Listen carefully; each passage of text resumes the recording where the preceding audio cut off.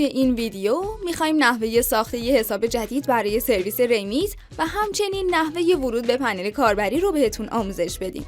قبل از ثبت نام توی ریمیت، حتما مطلب اطلاعات بیشتر درباره ریمیت و شرایط و قوانین استفاده از ریمیت رو مطالعه کنید.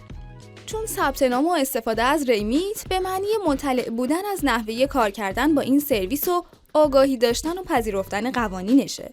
بعد از مطالعه این موارد، از صفحه اصلی ریمیت روی گزینه عضویت کلیک کنید تا وارد صفحه ثبت نام بشید. توی این بخش آدرس ایمیل خودتون رو وارد کنید و روی گزینه مرحله بعد کلیک کنید تا پیام تایید عضویت به ایمیل شما ارسال بشه.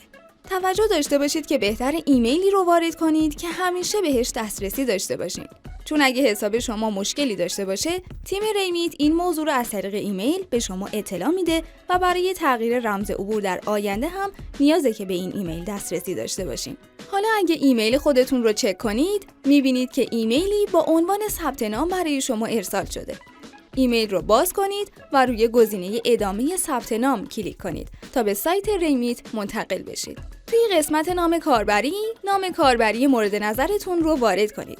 نام کاربری میتونه شامل حروف انگلیسی، اعداد، خط فاصله و حتی نقطه باشه. دقت داشته باشید که بعد از ثبت نام به هیچ وجه نمیتونید نام کاربری رو عوض کنید.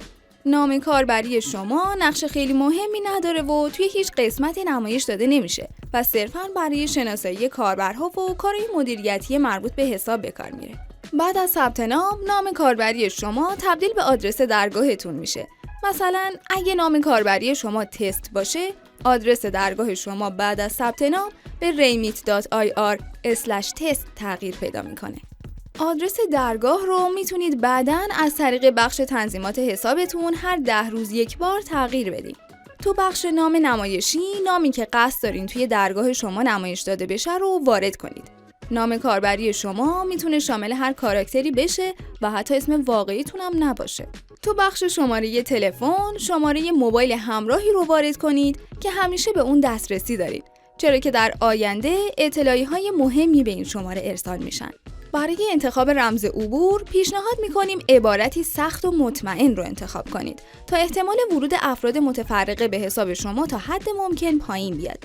حواستون باشه که رمز عبورتون رو تحت هیچ شرایطی در اختیار بقیه قرار ندین. بعد از خوندن قوانین و مقررات سایت، روی گزینه قوانین را میپذیرم کلیک کنید و بعداً گزینه ثبت نام رو بزنید.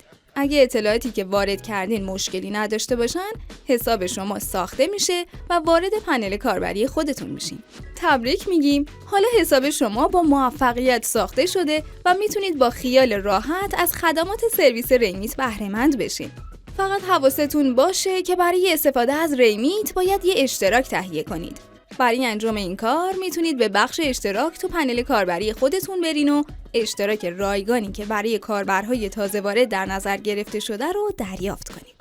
برای شروع استفاده از ریمیت باید اول یه سری تنظیمات دیگه هم انجام بدین که این کار از صفحه تنظیمات توی پنل کاربری امکان پذیره. این بخش بیشتر برای شخصی سازی صفحه ها مورد استفاده قرار میگیره.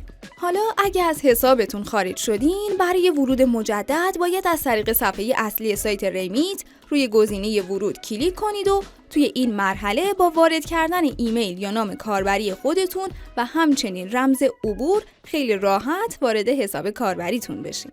توجه داشته باشین که احتمال داره توی این مرحله به ایمیل شما کد ورود هم ارسال بشه که باید توی بخش مربوطه اونو وارد کنید.